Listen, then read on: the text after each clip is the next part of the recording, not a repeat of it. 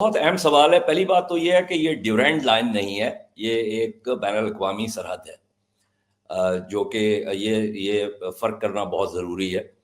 اس کو افغان جو ہے وہ بار بار ڈیورینڈ لائن اس لیے کہتے ہیں تاکہ اس کی جو بنیادی اہمیت ہے ایک بین الاقوامی سرحد کے طور پر, جو کہ بین الاقوامی طور پر جس کو قبولیت ہے, اس کو جو ہے ڈائلیوٹ کیا جائے.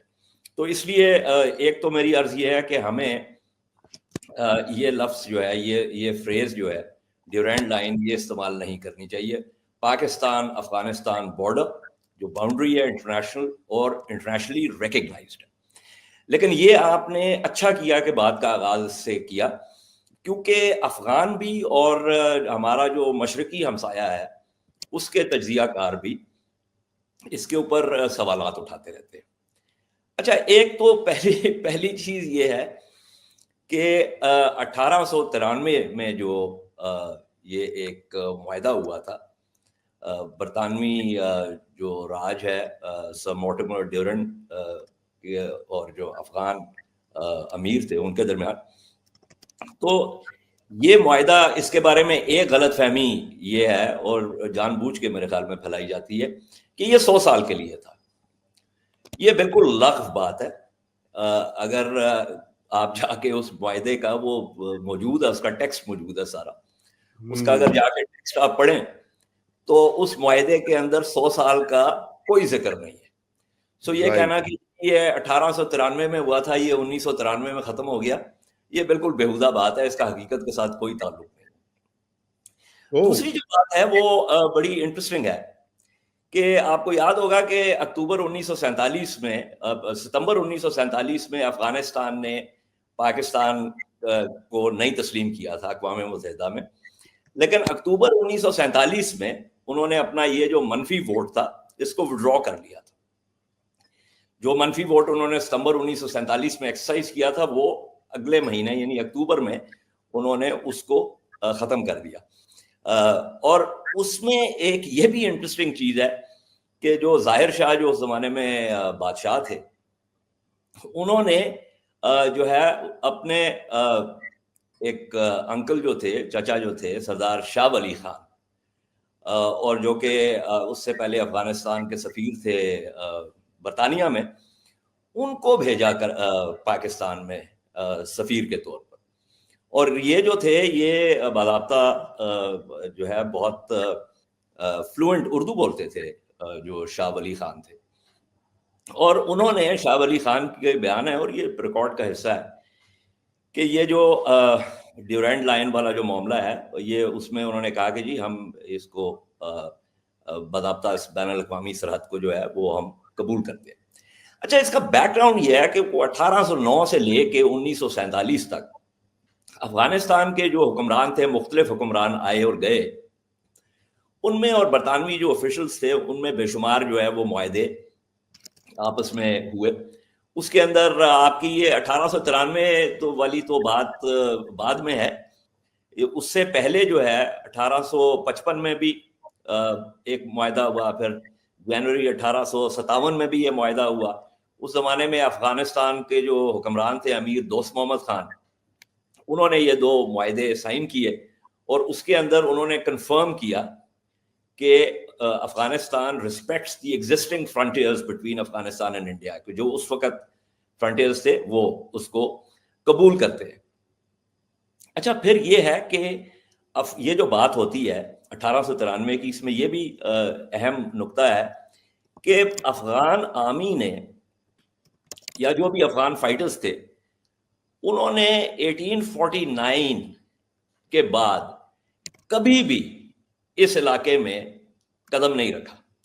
اور یہ وہ وقت ہے جب کہ سیکنڈ اینگلو سکھ وار جو تھی یہ اس کا اختتام ہوا, اور جو افغانستان کی جو حاکمیت تھی اس زمانے میں وہ علی مسجد کا قلعہ ہے, فورٹ ہے, وہ آپ بھی گئے ہوں گے, خیبر ایجنسی میں ہے, it's at the entrance to the Khyber pass. اور وہاں پہ ایک ہماری ایک کمپنی ہوتی ہے اپنا ایف سی کے ایک ونگ کی جو موجود ہے اس فورٹ میں. تو یہ اس زمانے میں تو 1849 کے بعد وہ اس ایریا میں نہیں آیا. یہ جو بات ہوتی ہے کہ جی انڈس تک ہمارا وہ تھا, تو وہ اس طرح تو پھر نادر شاہ دلی بھی چلا گیا تھا, اور وہ احمد شاہ ابدالی جو ہے وہ پانی پت میں مراٹھا کنفیڈریسی کے خلاف بھی لڑا تھا. تو اس کا یہ مطلب تو نہیں کہ وہ ان کا جو ہے وہ حق جو ہے وہ ادھر تک ہے. تو میں صرف یہ بات کر رہا ہوں کہ یہ بڑی جو ہے وہ خواہ خواہ کی ایک یہ جان بوجھ کے یہ باتیں ہوتی ہیں. اچھا, اس میں 1893 کے بعد 1889 میں 79 مائی بیڈ, ایک گندمک ٹریٹی بھی سائن ہوئی. اور وہ جو گندمک ٹریٹی تھی اس کے اندر جو ہے وہ امیر یعقوب خان جو کہ دوست محمد کا گرینڈ سن تھا, he relinquished Afghan sovereignty over Khyber, Sibbi, Kurram, Pishin. اور یہ اس کے بعد پھر یہ جو ہے دوبارہ معاہدے ہوئے, پھر 1893 کا یہ معاہدہ ہوا. لیکن مزے کی بات یہ ہے کہ یہ جو ساری جو علاقہ تھا یہ افغانوں نے لوز کیا 1810 اور 1870 کے درمیان. اینڈ 1870 obviously precedes 1893 جو ڈیورینڈ ٹریٹی ہے. پھر اس کے بعد 1905 میں برطانیہ کے ساتھ ارینجمنٹ ہوا, پھر 1919 میں ہوا راول پنڈی کا, پھر 1921 میں کابل کی ٹریٹی آئی. ان تمام جو ہے وہ انہوں نے قبول کیا کہ یہ جو ایگزسٹنگ ارینجمنٹس ہیں ان کو ہم ایکسیپٹ کرتے ہیں. اور پھر 1930 میں جو محمد نادر جو بادشاہ تھا اس زمانے میں 1929 سے 1933 تک, تو افغانستان نے پھر ری افرم کیا کہ 1921 کی جو اینگلو افغان ٹریٹی ہے جو کہ کابل میں سائن ہوئی, وہ بارڈر ہے بٹوین افغانستان اینڈ انڈیا. اچھا, اب اس کے اندر انٹرسٹنگ چیز یہ ہے کہ افغان کہتے ہیں کہ جی وہ تو ہم نے کر لیا, لیکن ہم پاکستان کو نہیں مانتے ایز سکسیسر اسٹیٹ, اور ہمارا یہ معاہدہ جو ہے یہ پاکستان کے ساتھ نہیں ہے. ابھی اس کے اندر بین الاقوامی قانون کے مطابق ایک تو بات یہ ہے کہ Vienna convention on succession of states in respect of treaties, وہ بالکل واضح ہے کہ جو اسٹیٹ سکسیسر اسٹیٹ ہوتی ہے پچھلی اسٹیٹ کے رائٹس اینڈ آبلیگیشنز جو ہیں وہ اس کے پاس آ جاتے ہیں. پھر یہی اس میں انٹرنیشنل کورٹ آف جسٹس کی ججمنٹس ہیں, اور جو بنیادی پرنسپل ہے وہ ہے اوتی پوزیڈیٹس جورس, meaning has to possess under the law, which means جو new sovereign countries ہیں they would inherit the borders of the dependent area. اور اس کے اندر ایک اور جو اس کے ساتھ allied concept ہے جسے آپ کہتے ہیں animus occupandi, which means کہ Pakistan occupies and exercises sovereignty over the area.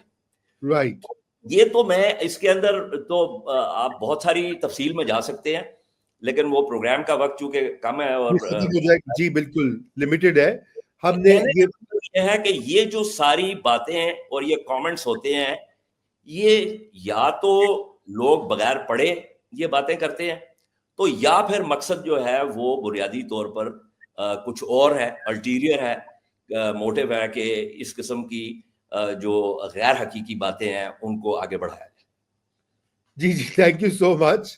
اچھا اعجاز, ذرا آتے ہیں آج کے واقعات جن کا ہم نے ذکر کیا, لکی مروت, بنو. سوری, میں ایک اور چیز, اگر میں آپ کی بات مخل ہو رہا ہوں, میں نے actually there are a number of books جو کہ اس بات کا میں نے پچھلے پروگرام میں بھی ذکر کیا تھا کہ سردار داؤد نے باضابطہ جو ہے وہ ذوالفقار علی بھٹو کے ساتھ یہ ایک فیصلہ ہو گیا تھا کہ سردار داؤد جو ہے ہی ول ایکسیپٹ جس کو افغان ڈیورینڈ لائن کہتے ہیں ایز دا پاک افغانستان بارڈر. اچھا, جس وقت ذوالفقار علی بھٹو صاحب کا تختہ الٹا گیا اور ضیاء الحق صاحب آئے تو 1978 میں پھر, اینڈ یہ آپ کے ناظرین کے لیے بھی ہے, This is a book by Diego Cardovez and Selig Harrison out of Afghanistan. آپ کو پتا ہے Cardovez was the UN guy who was dealing with Afghanistan. اور اس کے اندر let me just read out a small excerpt to you which should be interesting for your viewers. So Zia had scheduled a visit in August 1978 to Kabul. So Daoud, and I'm reading out this excerpt from here. Dawood's critics began to whisper after his return that he was indeed preparing to accept the Durand Line, thus betraying the dream of a greater Afghanistan, incorporating the lost territories. Nationalist suspicions soon intensified when Dawood told a meeting of Pashtun and Baloch leaders in Kabul that all of their 8,000 activists and guerrillas from Pakistan who had taken refuge in Afghanistan should leave by April 30th. Ajmal Khattak, the late Ajmal Khattak, one of the Pashtun leaders present, told me that Dawood had defended this decision by pointing to Zia's release of the Pashtun and Baloch prisoners in Pakistan who had been jailed by Bhutto. He told us not to worry, we would have our rights under Zia. Khattak said. We told him he was either a fool or a knave and we would not go. ये आगे की भी बात है. ये मतलब anyone can read this book is available. लेकिन इसमें सोच एक अहम बात है, वो ये है कि आज जब ये बात आती है कि जी पाकिस्तान की अफगानिस्तान के हवाले से पॉलिसी क्या है, किताब में वाज़ेह लिखा हुआ है. बार्नेट रूबन ने अपनी किताब में भी फ्रैगमेंटेशन में भी ये बात की है. उसके अलावा there are multiple other writers which I can coat who have basically said कि भाई अफगानिस्तान और सरदार दाऊद का स्पेशली कि 1960 में बाजोड़ के अंदर ये एक एक्सपीडिशन भेजी कि बाजोड़ को कब्जे में लिया जाए. उससे पहले आपको पता है फकीर रिपी वाला जो मामला हुआ.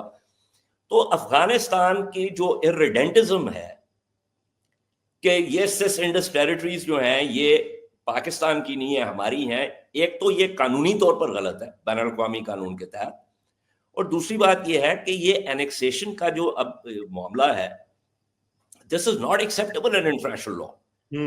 इसीलिए तो जो पुतिन साहब की जो मंतक है कि जिसकी बुनियाद पे उन्होंने यूक्रेन पे हमला किया और यूक्रेन का जो हिस्सा उन्होंने अभी काबू किया और उसमें जो रेफरेंडा कराए, वो इसीलिए अंडर इंटरनेशनल लॉ एक्सेप्टेबल नहीं है कि this is basically annexation, and annexation now for multiple reasons is considered illegal under international law.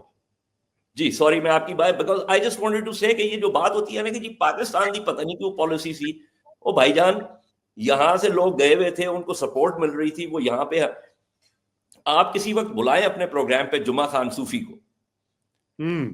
जुमा खान सूफी की किताब पढ़ें, आपको पता चलेगा कि ये बलोच जो एक्टिविस्ट थे और ये जो नैप के और जो बाद में एएनपी बन गई कि ये लोग क्या करते फिर रहे थे उस जमाने. ठीक है, ये बिल्कुल इसको मजीद करेंगे डिटेल. देखें ये असल में एक मसला जो कॉलोनियल पोस्ट कॉलोनियल मोमेंट्स का भी ये होता है कि उसमें इजाज ये बहुत से हर जगह मिडिल ईस्ट में भी ऐसे आपको बातें सुनने को आती हैं.